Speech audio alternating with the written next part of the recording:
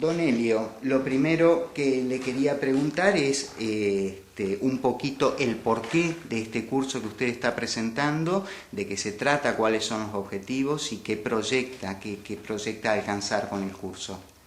Estamos con el grupo Redes Educativas armando un curso para docentes, de formación docente, sobre problemas socioambientales en la cuenca Matanza-Riachuelo.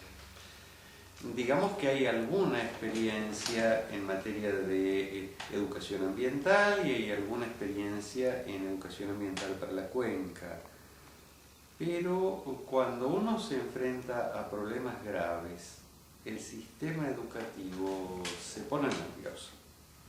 En última instancia, el sistema educativo está pensado para adaptar a los niños y jóvenes a una sociedad a la que hay que presentar como lo mejor posible. Entonces, si lo que estamos haciendo todo el tiempo es elogiando a Sarmiento por dejar una educación mejor que la que encontró, elogiando a San Martín y Bolívar por dejar un régimen de libertad mejor que el que encontraron, o a Einstein por dejar una ciencia mejor que la que encontró, con el tema ambiental tenemos que reconocer que la generación a la que yo pertenezco está dejándole a los jóvenes unos ecosistemas en mucho peor estado que los que mi generación los encontró. Bueno, hay que estar dispuesto a aceptar un fracaso generacional, un fracaso institucional y decir, partimos de aquí, partimos de una situación que no solo está mala, sino que se ha hecho muy poco por mejorarla y mucho por empeorarla en el último siglo. Todo esto hace que el sistema educativo se ponga incómodo.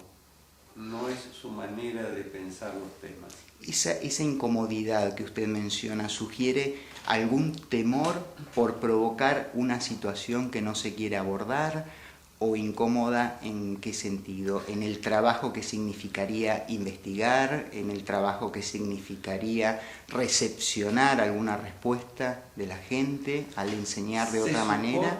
Se supone que el docente frente al aula tiene que saberlo todo.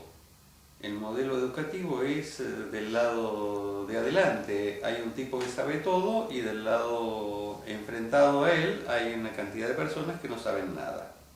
Lo que en teoría educativa se llamaba tabula rasa. Y el docente, como sabe todo, va explicando. Ahora, cuando hay cosas que son de difícil explicación por todas las implicancias de intereses sórdidos, de intereses sórdidos económicos y políticos vinculados con la degradación extrema de un ecosistema como el Riachuelo, bueno, caramba, los docentes prefieren eludir el tema, el sistema educativo prefiere eludir el tema, dar visiones lavadas. Una visión lavada es, por ejemplo, tomar el tema ambiental solo desde las ciencias naturales. Las ciencias naturales nos permiten explicar qué es lo que le pasa a los pobres peces de un ecosistema si alguien tira tóxicos al río. Pero las ciencias naturales nunca nos van a explicar por qué vivimos en una sociedad que tolera que haya empresas que tiren tóxicos al río. Para eso necesitamos las ciencias sociales y allí aparece con mucha fuerza la incomodidad. ¿Qué vamos a destapar? ¿De qué vamos a hablar? ¿Qué preguntas nos formularán los alumnos que no podamos responder o que no nos dejen responder o que genere un conflicto responder? Bien. Elio, usted considera entonces que está haciendo un aporte en ese sentido, esa es la proyección del curso, de alguna manera aportar frente a lo que usted considera una carencia en cuanto a la preparación docente para abordar este tema. Creo que sí, que hay muy poco que trabaje el tema desde el conflicto social. En definitiva, los temas ambientales son problemas de conflicto social. Es claro, y su paso por la función pública, usted considera que lo ayuda a sentirse preparado para justamente recepcionar estas preguntas y recepcionar inquietudes? Yo he estado en Defensoría del Pueblo de la ciudad, he sido defensor del pueblo adjunto. Cuando las personas recurren a la Defensoría del Pueblo, es que ya han agotado todas las instancias y se encuentran ante problemas en apariencia de resolución imposible. Es decir, los problemas menores no suelen llegar a una Defensoría del Pueblo, llegan los conflictos peores.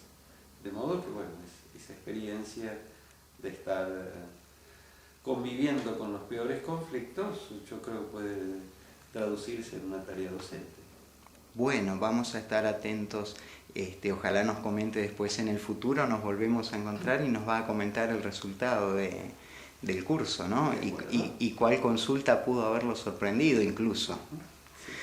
Don Elio, cuando usted está presentando el curso, habla de la escasez del material para uso docente, pero lo hace en referencia a este tema. Que es la cuenca Matanza-Riachuelo, el estado de la cuenca Matanza-Riachuelo.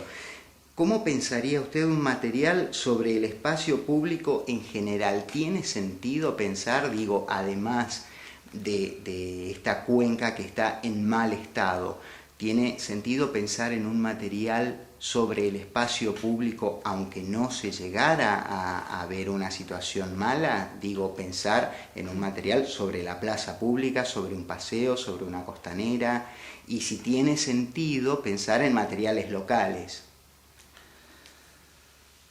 A mí me gusta la idea porque implica ir analizando la evolución de la noción de espacio público. El espacio público que en Atenas era el ágora, donde se encontraban los ciudadanos, en Roma era el foro, en la Edad Media empezaron a hacer los mercados y las plazas europeas son la herencia de la plaza del mercado. En la Europa islámica o en el área islámica, en todas partes, el punto de encuentro era el patio de la mezquita, era el espacio público, y los espacios públicos laicos son una consecuencia del Renacimiento. El Renacimiento de una forma inventa el espacio público. Yo diría que teníamos poco espacio público y muy poca noción de espacio público en la Edad Media.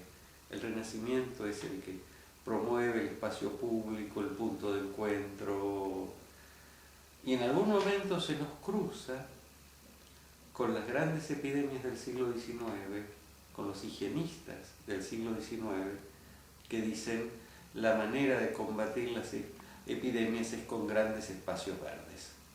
Y ahí nace nuestra noción de plaza pública, por una confluencia de la idea del Renacimiento de espacio público con la idea de los higienistas de necesitamos un espacio sano, donde se encuentre la gente, un espacio sano para prevenir las epidemias.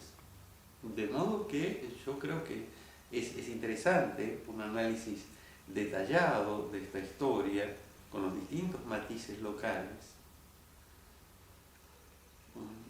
desde la plaza de ceremonias, las grandes plazas aztecas o incaicas, hasta la plaza de toros, la plaza central o plaza de toros en la colonia, donde sitios como la Plaza de Mayo eran mercado, plaza de toros, zona de paradas militares, etcétera, etcétera.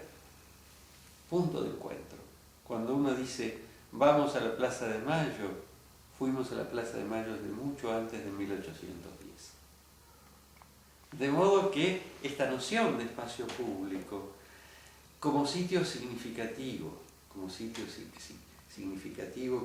donde estamos todos, yo creo que vale la pena trabajar sobre eso, analizar los últimos cambios. Yo creo que uno de los últimos cambios es un debilitamiento del espacio público y su reemplazo parcial por espacios privatizados. Es decir, si mucha gente, en vez de ir a pasear a la plaza, a ver los árboles y las flores, va a pasear al shopping, a ver las marcas, no a comprar, a ver el shopping como paseo, en vez de la plaza pública como paseo, bueno, hay un cambio cualitativo, no solo de objetos, es decir, remeras en vez de hojas o flores, sino que se ingresa en un espacio comercial, privado, con reglas de juego no igualitarias. En la plaza pública somos todos iguales, en el shopping no.